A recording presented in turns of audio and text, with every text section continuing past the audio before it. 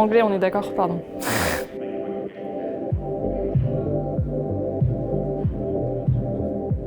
Hello, my name is Amélie, I'm 26 years old. I graduated in 2022 from ESCP Business School with 2 major, entrepreneurship and sustainable finance. And I currently work as a private equity impact investor.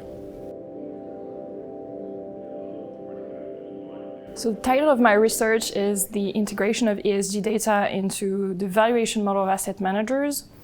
Concretely speaking, asset managers can take into account ESG data in very different ways. You might have heard of best-in-universe strategy, negative or positive screening, or best-in-class, for instance, and ESG integration is one of those methodology. Concretely speaking, the literature shows that ESG practices of the companies can influence the value, basically lower risk, higher profitability, higher resilience to market fluctuations. And those elements can be taken into account in the valuation model, especially the discounted cash flow. So the purpose of my research was to show what were the methodologies to integrate those elements in the discounted cash flow.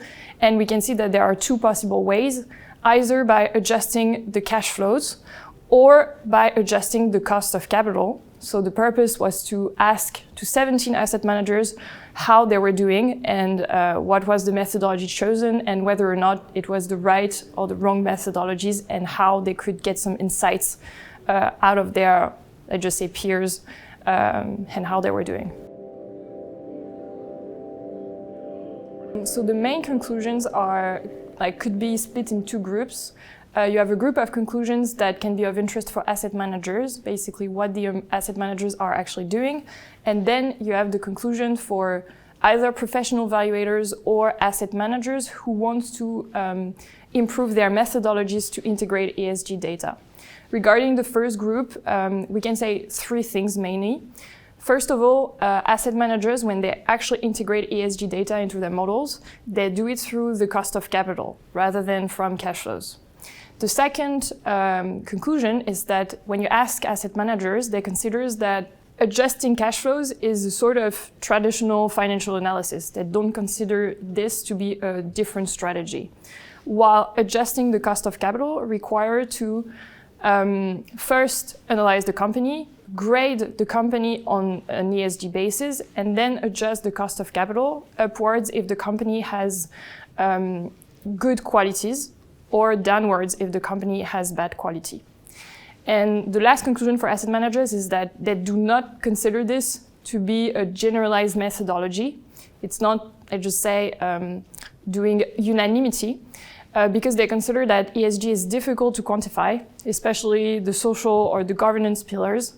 They consider that it's difficult to justify the way you adjust the cost of capital. So it's difficult to talk about a generalization of the methodology. So those are the conclusions for the asset managers. Now, if you are professional valuators, what insights can you get from what the asset managers are doing? If you want to develop a good methodologies, there are several key principles that you can follow. First, the methodology needs to be highly personalized for the company to respect the materiality approach. Second, even though this is not the methodology favored by asset managers for the moment, it's actually more accurate to adjust cash flows because cash flows reflect the specific risk of the company, and most of ESG scandals or opportunities are actually directly linked to the company rather than the market. Third, it's important to distinguish the ESG tick box criteria that you need to give for regulation purpose instead of the real ESG KPIs that are driving the value of the companies in the long term. And in the same sense, it's important to consider that ESG is a sort of intangible asset, and thus it needs to be considered in interactions with other drivers of long-term value. And lastly, I think it's important to consider that you will have dissenting viewpoints regarding ESG, because since it is an intangible asset, it's complicated to consider it to be something that is going to be always the same, whatever the company and whoever the valuator is. Receiving this award is very significant for me because I think it it shows that when you work and you're determined, it works. I am like very happy that I've been acknowledged by my peers, and it's actually inspiring me to continue my research and maybe explore new perspective. And on a personal level, I think it's very significant for me because, I mean, many people supported me along the way, and without them, I would not have reached this point.